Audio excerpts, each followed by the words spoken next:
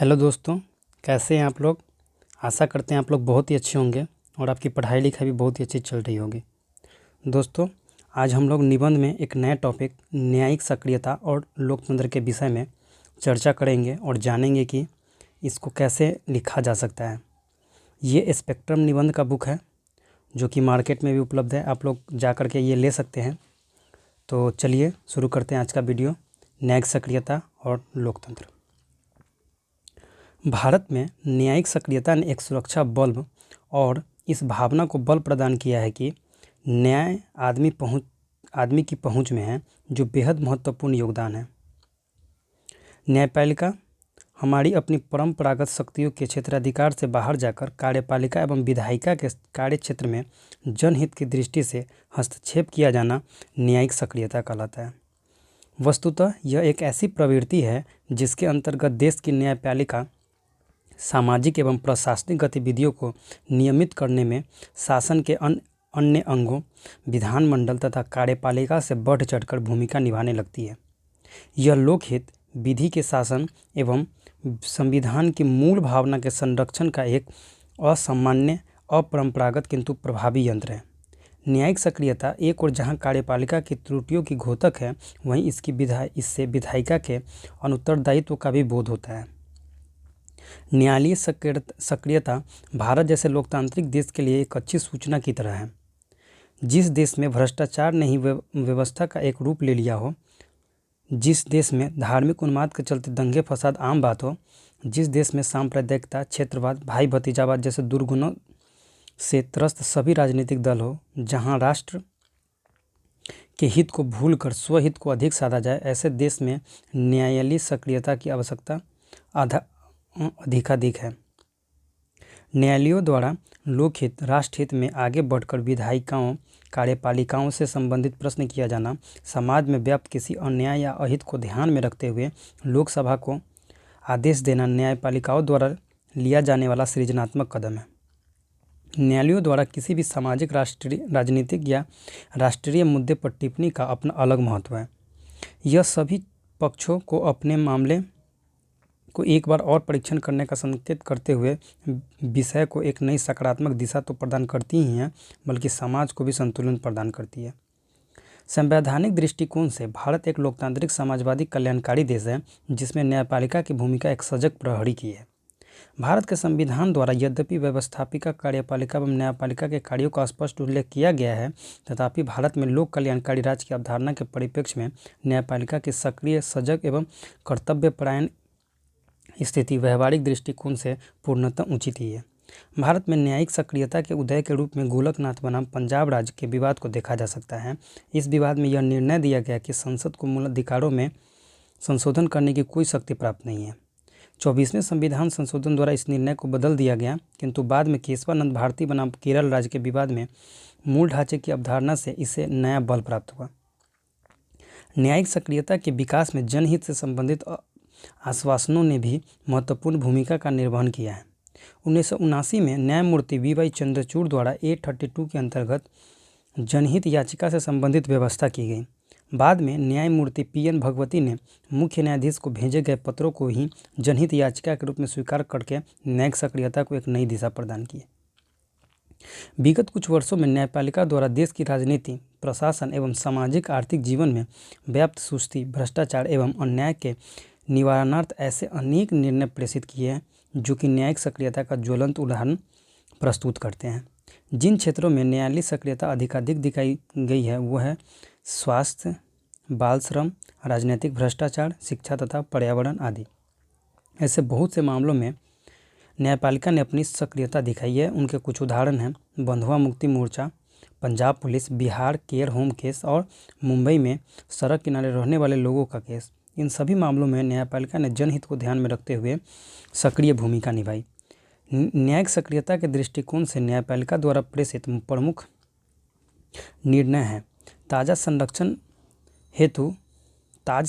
हेतु आगरा एवं मथुरा की औद्योगिक इकाइयों को नोटिस, शहर की स्वच्छता हेतु दिल्ली महानगरपालिका को सफाई हेतु निर्देश, दिल्ली में प्रदूषण की व्याप्त मात्रा को न्यूनतम करने हेतु वाहनों को संपीड़ित प्राकृतिक गैस यानी कि CNG से चलने हेतु निर्देश, दिल्ली में यमुना किनारे अवस्थित आवासीय क्षेत्रों में चल रही फैक्ट्रियों एवं औद्योगिक इकाइयों का स्थानांतरित करने संबंधी निर्देश, चुनाव सुधारों पर सरकार को कारण बताओ नोटिस, राजनीतिक अपराधीकरण को रोकने की दिशा में निर्वाचन आयोग को आवश्यक दिशा निर्देश आदि।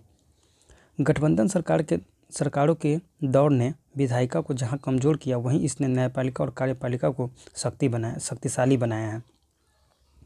न्यायिक सक्रियता इस तथ्य का पक्का सबूत है कि किन परिस्थितियों में संवैधानिक संस्थाएं उच्च श्रृंखला एवं निरंकुश बन जाती है तथा अपने अधिकार क्षेत्र की नए सिरे से परिभाषा करके अपने कर्तव्य निर्वहन से अधिक अपनी गरिमा और पवित्रता को कायम रखने पर ध्यान केंद्रित करने लगती है। वस्तुतः न्याय से आशय मात्र कानून न्याय से न होकर संविधान की प्रस्तावना में वर्णित सामाजिक, आर्थिक एवं राजनीतिक न्याय से है। भूतपूर्व मुख्य न्यायाधीश न्यायमूर्ति PN भगवती के विचार में न्यायाधीश एक ऐसा सृजनात्मक कलाकार है जिसके भीतर अरस्तु एवं प्लेटो दोनों की गुणों का समावेश पाया जाता है। एक ओर जहां वह विधि के शासन का संस्थापक है, वहीं दूसरी ओर वह प्रत्येक व्यक्ति को उसकी आवश्यकता के अनुसार न्याय प्रदान करने वाला दार्शनिक राजा भी है। जनहित याचिकाओं ने भी न्यायालयीय सक्रियता को एक नई ऊंचाई प्रदान की है। ये याचिकाएं उन मुद्दों पर होती है जो किसी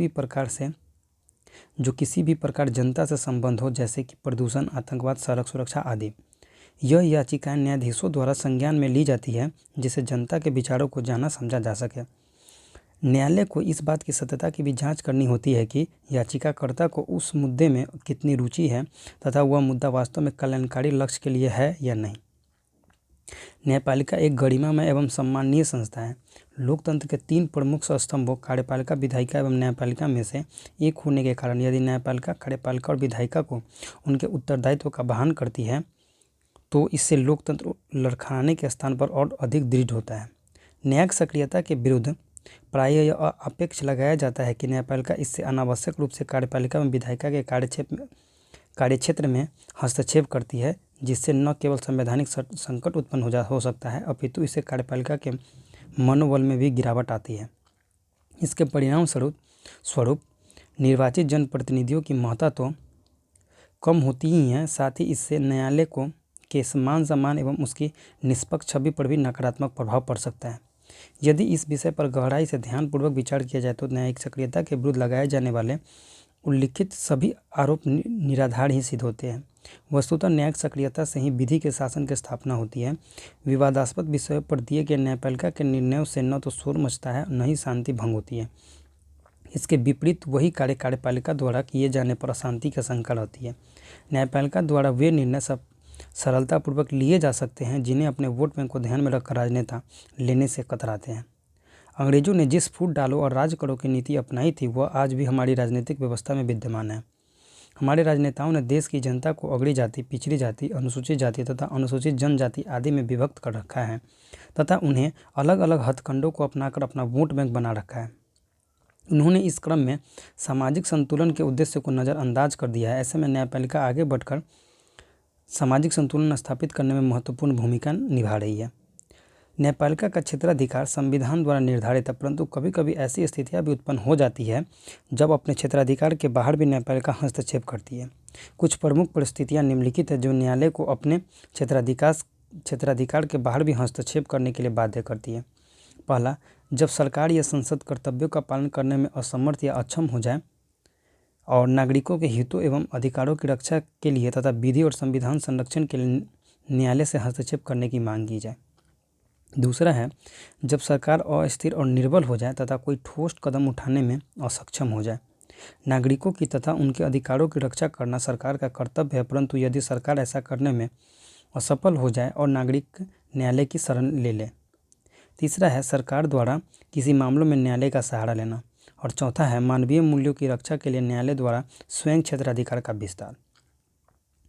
कार्यपालिका और विधायिका की कुरूप व्यवस्थाओं से त्रस्त व्यक्तियों के लिए न्यायपालिका उम्मीद की एक किरण के रूप में दृष्टिगोचर होती है। आज सरकार की स्थिति दिन प्रतिदिन कमज़ोर होती जा रही है और उसकी अकर्मण्यता तथा निष्ठाहीनता बढ़ती जा रही है। संपूर्ण व्यवस्था में भ्रष्टाचार फैल गया है और किसी भी प्रकार से सत्ता में बने रहने की प्रवृत्ति ने शासक वर्ग की मनुष्यता को समाप्त कर दिया, साथ ही साथ देश की संवैधानिकता को भी संकट में डाल दिया है। ऐसे में हाल के वर्षों में उच्चतम न्यायालय द्वारा दिए गए निर्णय स्वागत योग्य, परंतु केवल न्यायपालिका की सक्रियता मात्र बढ़ जाने से प्रशासन की विसंगतियां समाप्त नहीं हो सकती। इसीलिए आवश्यकता इस बात की है कि कार्यपालिका और विधायिका भी निष्पक्ष रूप से कार्य करें तथा न्यायपालिका द्वारा दिए गए निर्णय को अमल में लाए। दूसरी ओर न्यायपालिका को भी इस बात का पूरा ध्यान रखना चाहिए कि उसके द्वारा प्रेषित कोई भी निर्णय पक्षपातपूर्ण और राजनीति से प्रेरित न हो।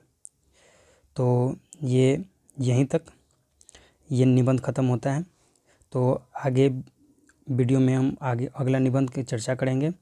तो अगर आपको ये वीडियो अच्छा लगे तो लाइक ज़रूर कीजिएगा और चैनल को सब्सक्राइब कीजिएगा। Thank you.